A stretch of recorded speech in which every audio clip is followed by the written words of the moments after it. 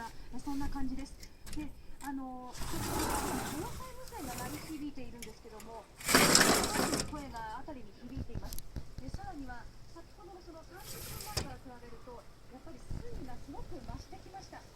先ほど見えていた通路はもうすでに全部使ってしまっていて、今度はですね、土手の斜面に当たる部分のその緑の草花とかが全部その水に浸かり始めていて、こんな短時間でもどんどん水かさが増えているんですね。そして川の流れも私たちが見ているだけでも分かるぐらい速くなっているんです。